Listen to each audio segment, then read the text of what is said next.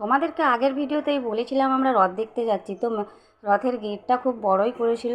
আমরা যখন মেলায় যাচ্ছিলাম প্রায় 9:15 বেজে গেছিলো। ভাবছিলাম হয়তো লোকজন নেই, কিন্তু যতই ভেতর দিকে যাচ্ছিলাম ভালোই লোকজন ছিল, প্রচুর ভিড় হয়েছিল।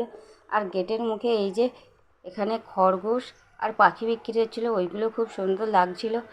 আর এই যে পুতুলগুলো বেলুনের বিক্রি হচ্ছিলো, এইগুলো বাচ্চাদের জন্য তো খুব ভালো, তো ভালোই দোকান বসেছিল। তো মেলার ভেতর দিকটা যখন ঢুকছি দেখছি প্রচণ্ড কাদা, কিন্তু লোকজনের ভিড় কম ছিল না।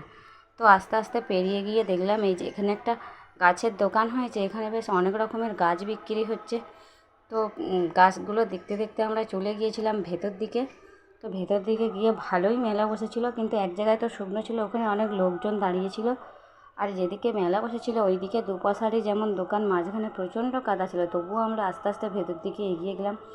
তো অনেক কিছুই বিক্রি হচ্ছিলো। আর এই যে এই দোকানটায় তো অনেক রকমের কানের বিক্রি হচ্ছিলো, কিন্তু যেহেতু আমাদের কিছু কেনার ইচ্ছে ছিল না, তো আমরা আইসক্রিম খেয়ে নিয়েছিলাম।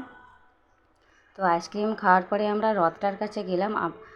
তোমাদেরকে আগেই বলেছি যে আমরা যেতে যেতে রথটা টানা হয়ে গিয়েছিলো, কারণ আমরা অনেকটা দেরিতে গিয়েছিলাম। তো রথের কাছে গিয়ে রথটাকে দেখে আমরা বেরিয়ে এসেছিলাম। যেহেতু আমরা মেলায় কিছু খাইনি, তো এই রেস্টুরেন্টটায় খেতে চলে আসছিলাম। তো এই রেস্টুরেন্টের ভিতরে এত সুন্দর ঠান্ডা মনোরম জায়গা ছিল যে চুপ করে বসে থাকলেও ভালো লাগছিল। তো আমরা প্রথমে স্টার্টারে খাবার অর্ডার দিয়ে দিয়েছিলাম চিকেন তন্দুরি।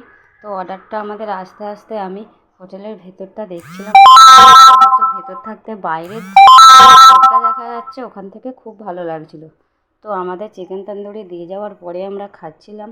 খাওয়া দাওয়ার পরে আমরা আরও কিছু খাওয়ার অর্ডার দিয়েছিলাম। তো 1 প্লেট চিকেন বিরিয়ানি অর্ডার দিয়েছিলাম, মাটন থালি একটা অর্ডার দিয়েছিলাম, আর বাটার তন্দুরি রুটি আর চিকেন ডাক বাংলো অর্ডার দিয়েছিলাম। আর ঠান্ডা হিসেবে নিয়েছিলাম কোক আর স্প্রাইট। তো আমরা খাচ্ছিলাম, খাওয়া দাওয়া হয়ে যাওয়ার পর আমরা বাড়ির দিকে চলে আসছিলাম, কারণ বাড়ি আসতে আসতে আমাদের প্রায় 11টা বেজে গিয়েছিল। তো মায়ের জন্মদিন ছিল, তো মন্দিরটা সাজানো হয়েছিল দেখে আমরা বাড়ি চলে এলাম।